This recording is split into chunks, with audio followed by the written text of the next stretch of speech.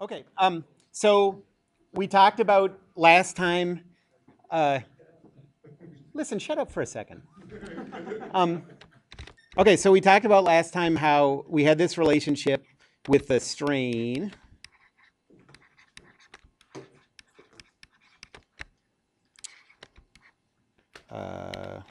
YZ, XZ, XY,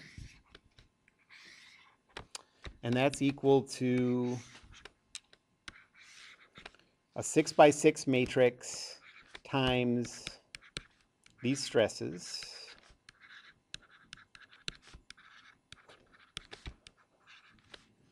And actually, I think I've been writing these as tau, so they match the textbook that they use at like the U in a lot of places.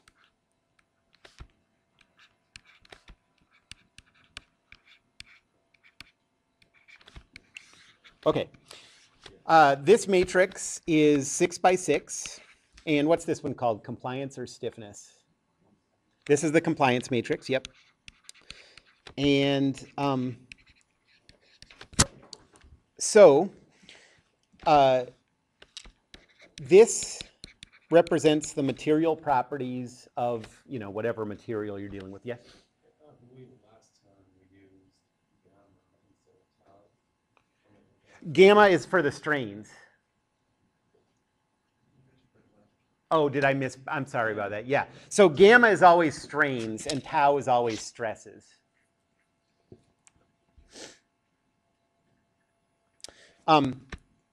So this thing has 36 values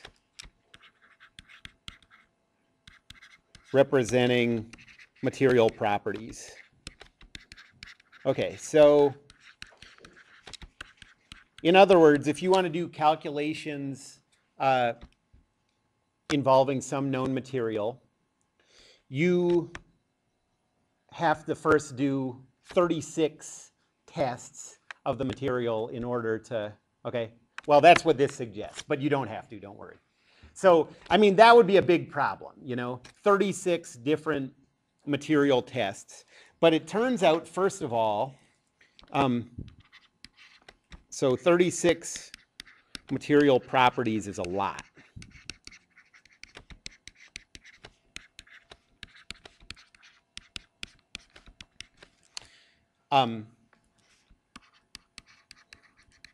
Fortunately, there aren't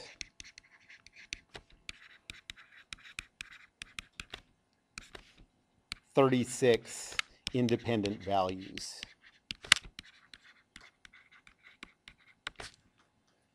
And if you have a material that's, so for a material that's linear elastic, and that's one of our assumptions in this class, and isotropic. What does isotropic mean again? In every direction. Yep, same behavior in every direction. The compliance matrix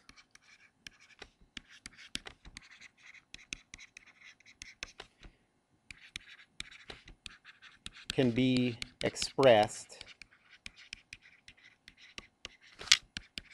in terms of just two values.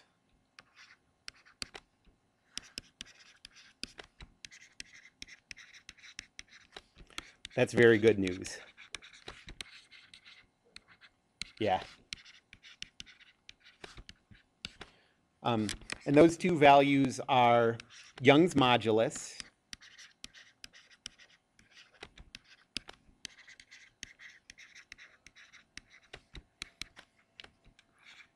a lot of people just call it the stiffness.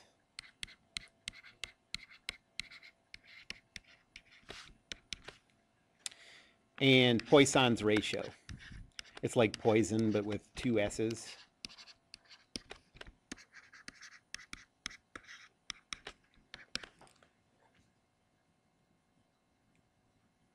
Young's modulus, also sometimes you'll see that defined as the modulus of elasticity.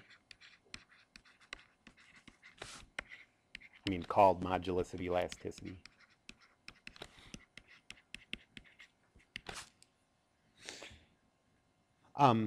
So Young's modulus is called, that's represented by capital E. And Poisson's ratio is represented by the Greek letter nu, like a little scripty V. And if you have those two values, then your compliance matrix looks like this. 1 over E, negative nu over E, negative nu over E, and then zeros. The second row is negative nu over E, 1 over E, negative nu over E, and then zeros. What's the pattern here? What's the third row? Yep, negative nu over E, negative nu over E, 1 over E.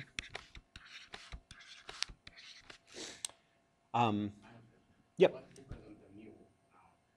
Why what? I'll go into that after this. I just want to give the form of the matrix. And actually, so that the measurements that we're going to do with this thing, after I define what those are, is we're going to actually measure the E value and the nu value for this little strip of rubber band. And now on the fourth one, we got 0, 0, 0. And then 2 times the quantity 1 plus nu all over E. And then 0, 0.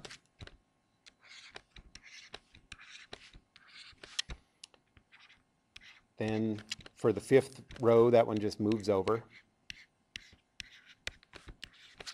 And for the sixth,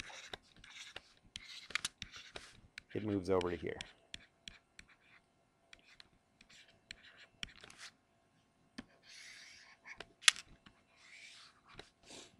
Okay, so if you have the nu value and the E value, you can fill out this matrix, and that tells you everything that you'd ever need to know about the relationship between stress and strain. So if you're able to calculate the stresses, then multiply by this matrix and you can get all the strains. If you're able to calculate the strains at a point, then multiply the strains by the inverse of this matrix, which is the stiffness, and that gives you the stresses. So it's pretty powerful, you know, like this is the compliance matrix. In the materials that we're going to deal with, say steel or some engineering material, what's bigger, the stresses or the strains? The stresses represent the loads. Those are going to be big. We're always dealing with small deformations, so all the strains are going to be small. So if you're going to multiply this matrix by the big thing and get the small thing, all of these values have to be really small, okay? And that means that you'd expect E to be big, okay? And it is. I mean, this E value for steel, for example, is 200 times 10 to the 9th pascals, okay? So let's define what these things are. So E, the Young's modulus,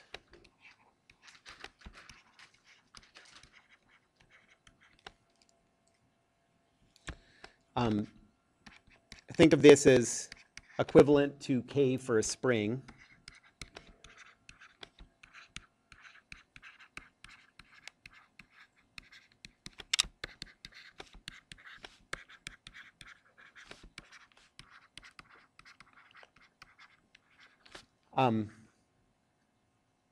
And so if you have a material that's loaded axially, so either in tension like this, and let's say that the axis of loading is the x-axis, or these could be flipped and it could be compression. You could do this test either way. The X stress is equal to Young's modulus times the X normal strain. The SI units for E are pascals, which is the same as stress. It has to be the same as stress because the strain is non-dimensional.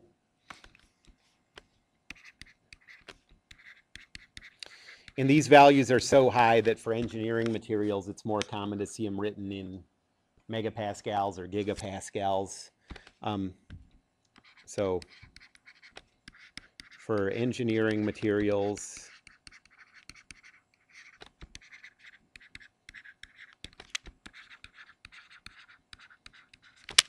usually on the order of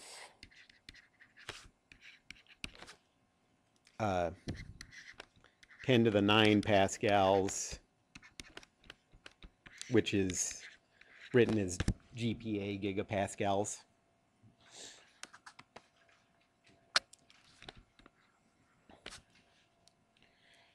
The second value, Poisson's ratio,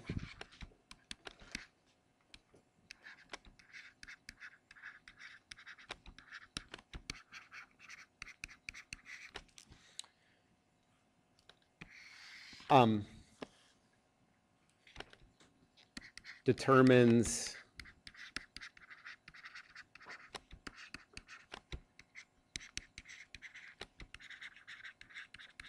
how much the sides bulge out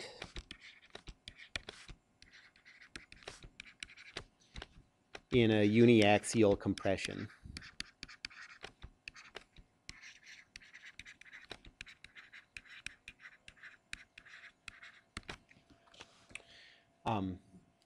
So, for example, if you take, let's say that this is the, so you start out with something that's the shape of a cube, and you apply forces like this, it would deform into a shape something like this. Okay, you'd get the compression in the axis that you're loading. You'd expect that, but what isn't as obvious is that the sides are going to bulge out a little bit. Volume isn't always conserved, so you can't always, you know, otherwise you could just calculate what this is and you wouldn't have to worry about it. Different materials bulge out different amounts. And if you started with this same cube and put it in tension, you'd get a similar effect where you'd get a contraction on the off axis that sort of, you know, somewhat makes up for the stretching in the on axis. Okay, so these are the Poisson's effect.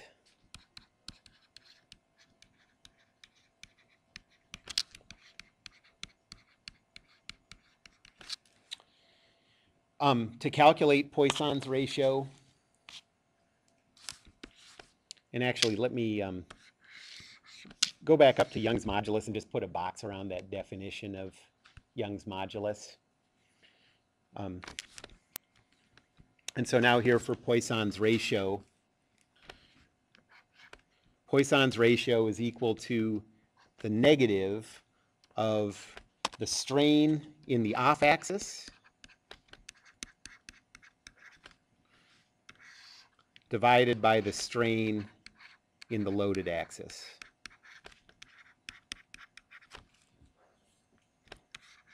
And put a box around that. That's the definition.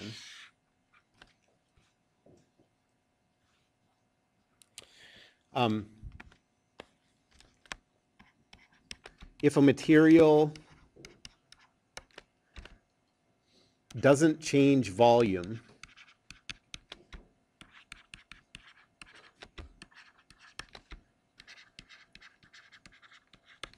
when loaded.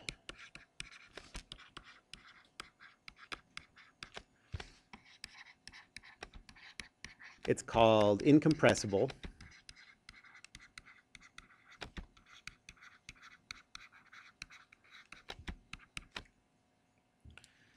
And then the Poisson's ratio is equal to 0.5. Okay. So how far a Poisson's ratio value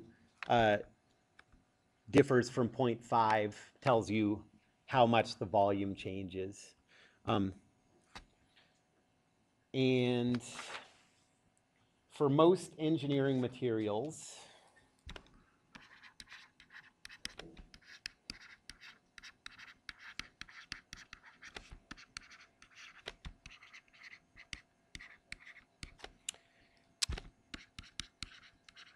have Poisson's ratio somewhere around 0.3. So if you ever don't know a Poisson's ratio for a material, that's a good place to start for an approximation. Just put 0.3 down. You'll see values of 0.25 and 0.35 and stuff, but they usually cluster right in there. So possible values.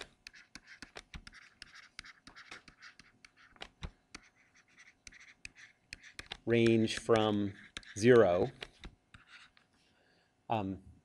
So if you had a negative Poisson's ratio, that means that stretching the material out would also make it increase in the other dimension. That would be pretty weird. And the upper limit is incompressible, which would say that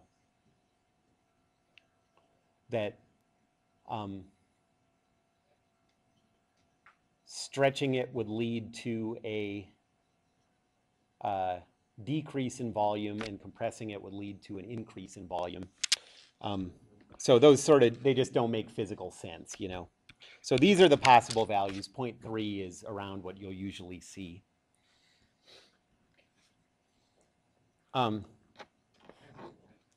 Question? What about some materials is broken? What? So if it's broken, some material will be broken with contrast, like glass or something. Oh yeah. So I'll talk more about that when we talk about uniaxial loading. But this stuff only applies to, you know, we have those strict requirements on what all the calculations in this class work for, and those requirements aren't met anymore long before something fractures like you're talking about. Still, you can use this in a lot of cases to predict when something's going to fracture, which would be, you know, it makes sense that that would be an important thing that you would want to be able to calculate.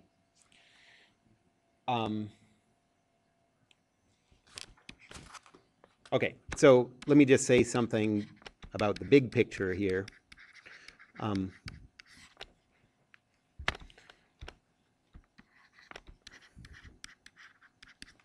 This equation, the Voigt strain is equal to the compliance matrix times the Voigt stress, is Hooke's law in 3D.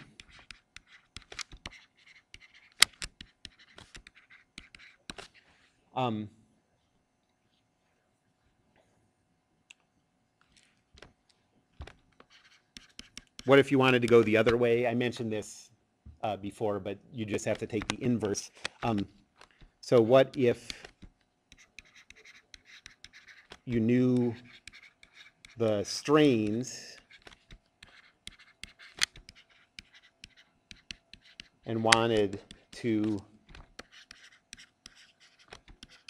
calculate the stresses? Then define the stiffness matrix E as the inverse of the compliance matrix.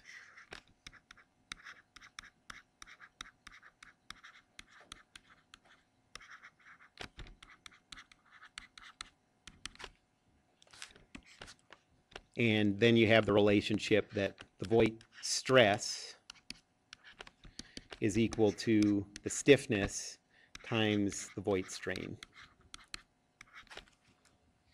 And in Mathematica or any kind of like algebraic, any kind of program that can deal with algebraic expressions, variables and things, you could just take this compliance matrix, plug it in there, take the inverse, and it would give you the form of the stiffness matrix. We're not going to use the stiffness matrix as often. I can't think of any times that we use it, but maybe we will occasionally, because it's easier to calculate the stresses, like to come up with other ways to calculate the stresses and then use it to get the strains. But there is a form for the stiffness matrix that you could get just by inverting the form of the compliance matrix.